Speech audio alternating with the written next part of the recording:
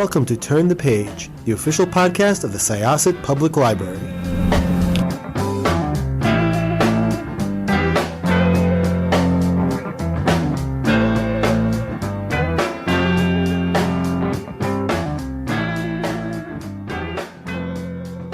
This is Jessica with Syosset Library's Turn the Page podcast, and I am here with the author, Joanna Wallace, who wrote You Would Look Better as a Ghost, which is a really interesting name for the book. And it's a really interesting book. I struggle to 100% describe it, I think, in my own words, offhand. So what I would love is if you, Joanna, could tell us about this book and where it came from.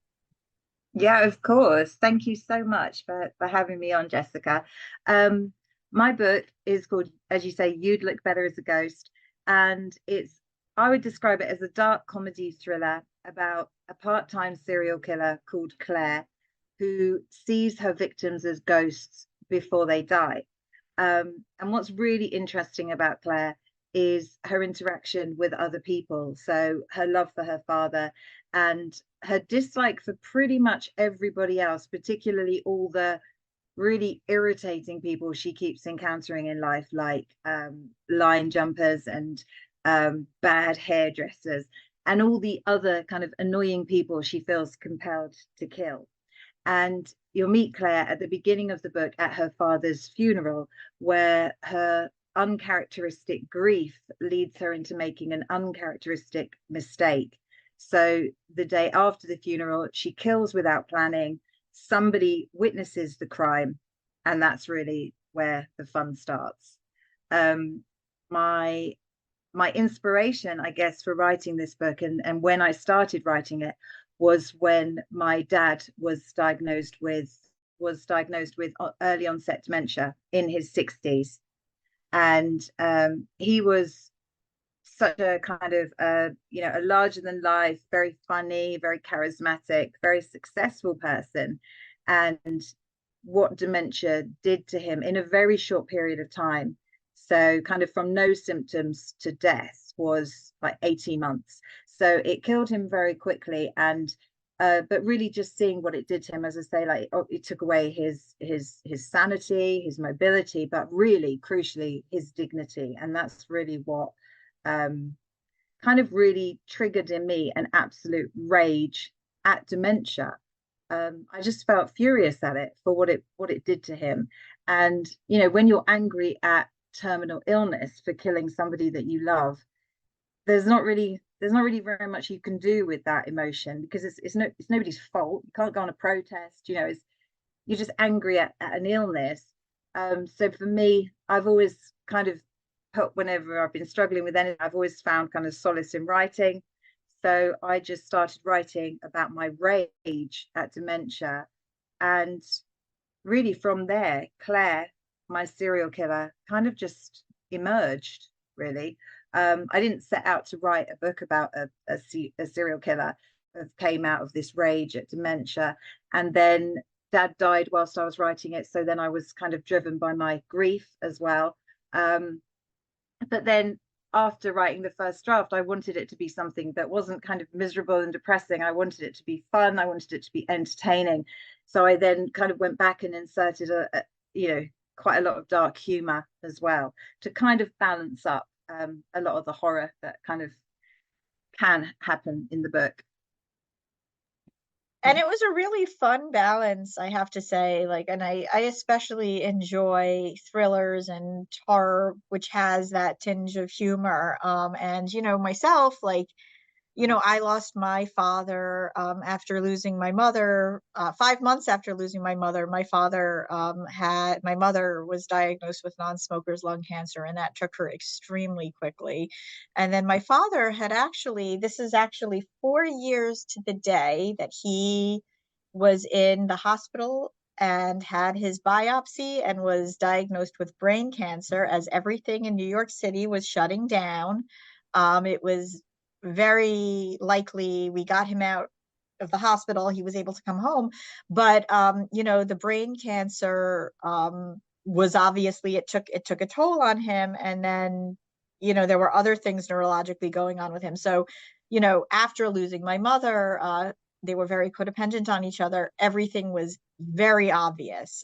So when you say that it took his dignity, I know exactly what you're talking about. So, you know, like a book like this was very personal for me to read because, you know, it was like there was this whole cross section of both grief and, you know, this, and watching somebody in their full deterioration, and it's absolutely, you know, rage inducing. So I felt that very, very much.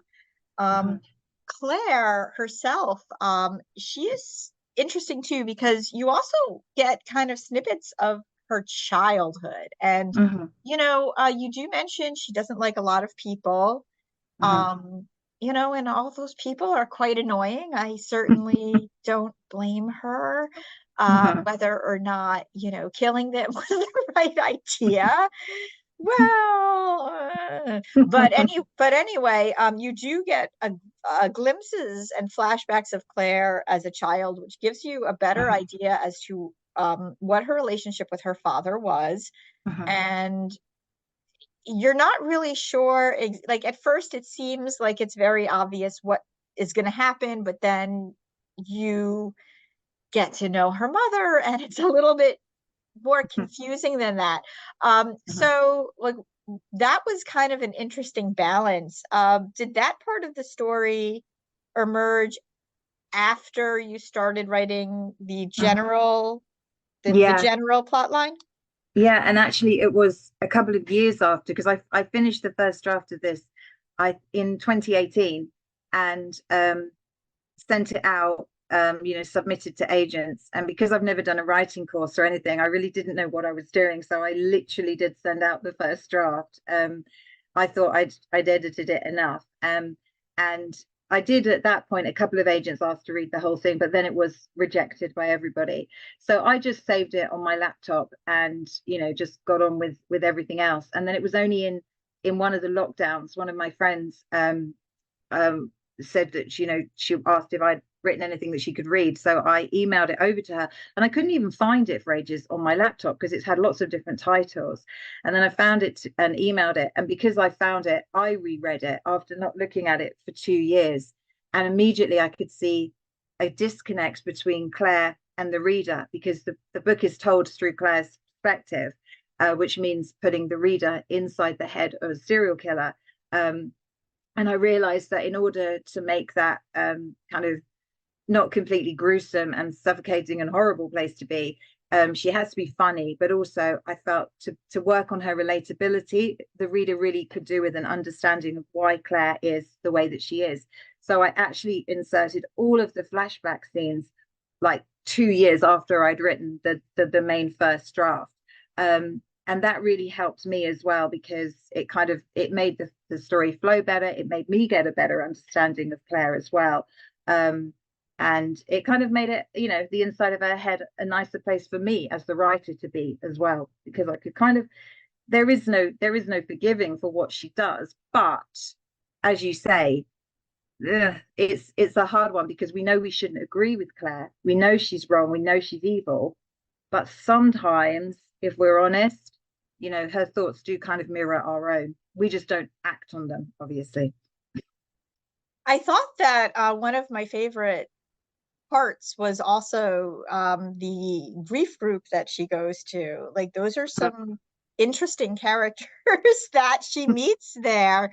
Was that something you had gone through? And Mhm.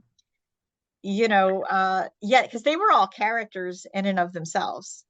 Yeah, I did go to a mindfulness group, which really helped me. It wasn't kind of specifically bereavement, but I did go to it after Dad passed away, and I didn't draw my characters on any of the characters that I met, but I did find it something very, very just incredibly interesting about being with a group of strangers and discussing really, quite personal matters and, you know, like your deepest feelings, I found that quite, I mean, I loved it and I found it quite interesting. And I did think, you know, that kind of situation, I love it when you just have a random group of people together.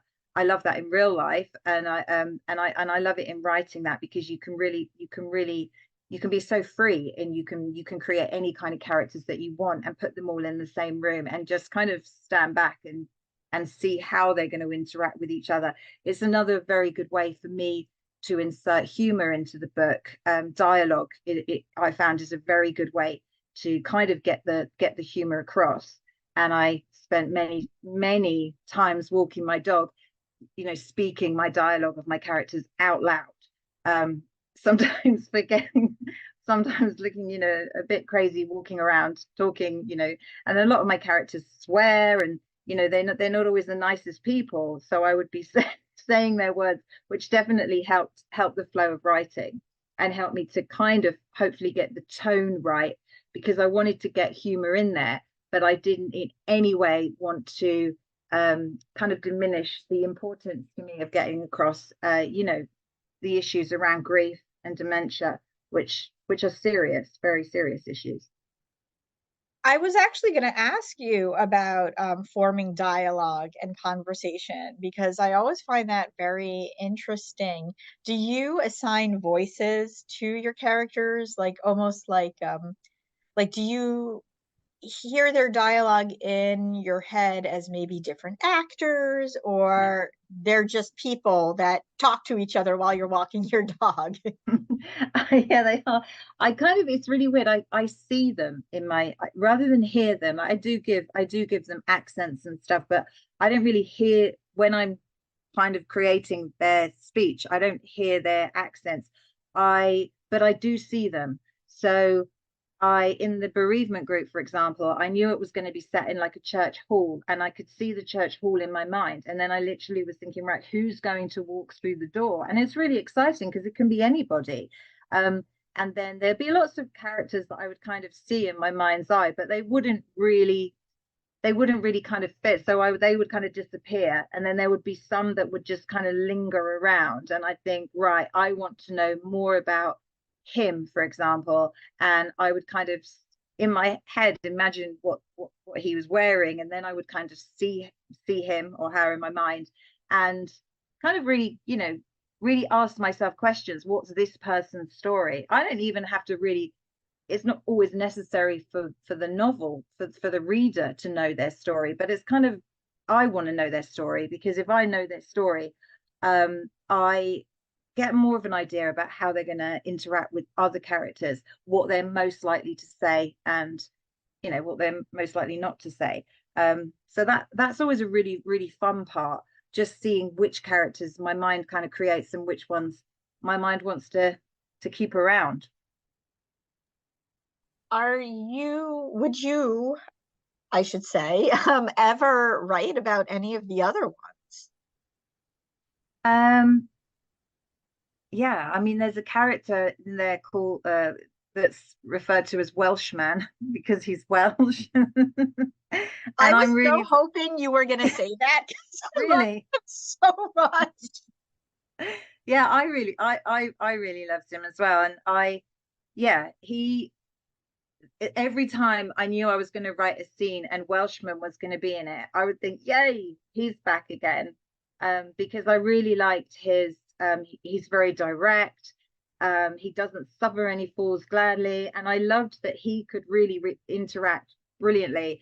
I enjoyed the interactions he had with some of the other more reserved, kind of refined members of the bereavement group, because, you know, he was someone that was direct anyway, but he had lost his wife. He was very angry. He was really stuck in the angry stage of grief, and he really didn't care, you know, about how he came across. And I kind of like people like that in real life anyway. I find them really refreshing. I love, you know, authentic people who are themselves, obviously within reason.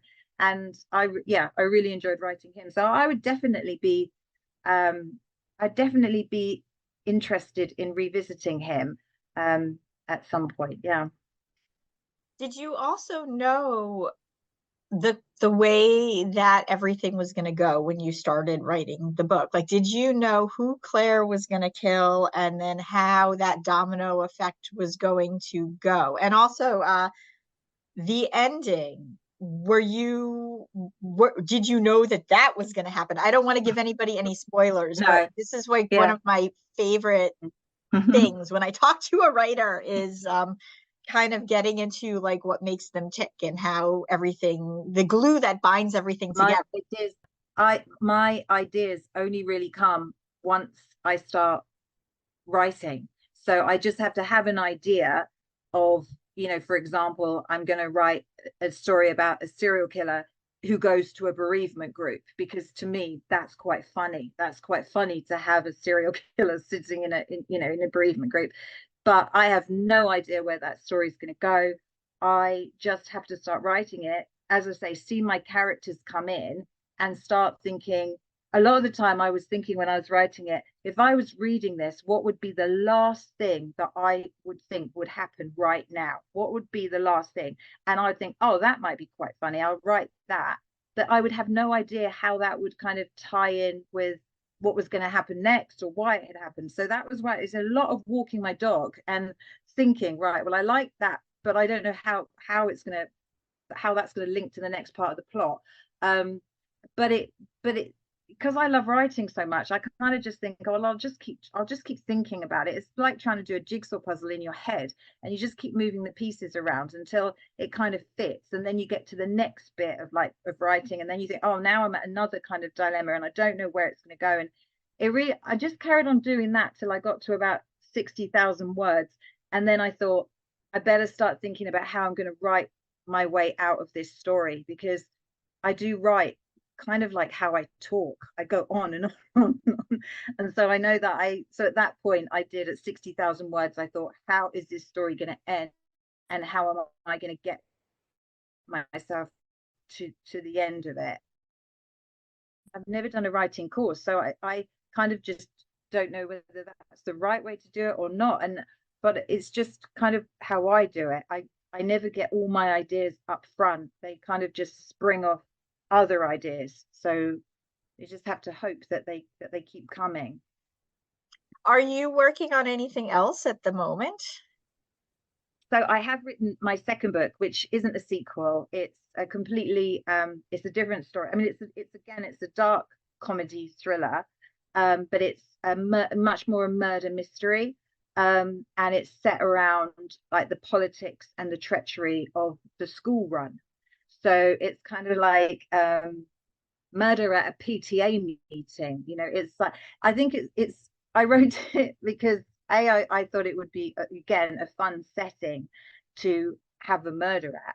And also I have 4 children, so I've spent many years doing the school run, sitting in PTA meetings, wondering why more people don't kind of get murdered at them. I mean, they get very heated sometimes, the PTA meetings, and I think it's yeah, I had a lot of fun writing it. Yeah, and that one's called the Dead Friend Project, and that one is being published in the UK in July this year. And then my third book I've just started writing. I'm going to write a sequel to You'd Look Better as a Ghost. So I'm back with Claire, which is really nice. It was nice to have a break from her and her hammer, but it was nice to have a little break from her and be with completely different characters. But now it's actually really nice to be back with her again. But I can't. She's not. Unfortunately, she's not back in the bereavement group. She's kind of moved on from that stage of her life. So I'm having to, I'm at this stage now. It's very early, but I'm just kind of meeting a whole load of new characters, or not, to see. Well, I'm looking forward to both of those. I think what the last thing I wanted to ask you actually is the idea of her seeing her victims as ghosts beforehand. Where did that come from? Because that's a really interesting concept.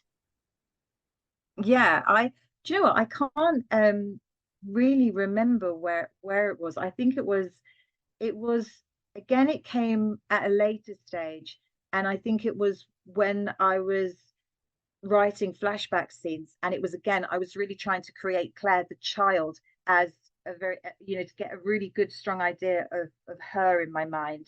And at that point I started thinking, maybe as this child, she sees things, she doesn't just see life in general differently to kind of other more regular people. Maybe she actually does see things differently. And I toyed with some ideas, and that was one of them, that she could perhaps see people as kind of ghostly figures, which obviously as a child she thinks is normal. And then obviously it was just a step on from then. I thought, oh, maybe actually that's some way that she has this kind of like standard inside her mind that she doesn't actually kill people until they look like ghosts. So it kind of developed from there. Thank you so much, Joanna Wallace. This book is super fun. Check it out, literally from your library, or go to a bookstore and pick it up. And we are looking forward. I'm definitely looking forward to the PTA murder mystery, and eventually meeting up with Claire again and seeing what's going on with her. Thank you, Jessica. So this was Jessica with Syosset Libraries Turn the Page podcast. My guest was Joanna Wallace, and we are going to close this chapter. It's time to close this chapter of Turn the Page. Join us for the next episode.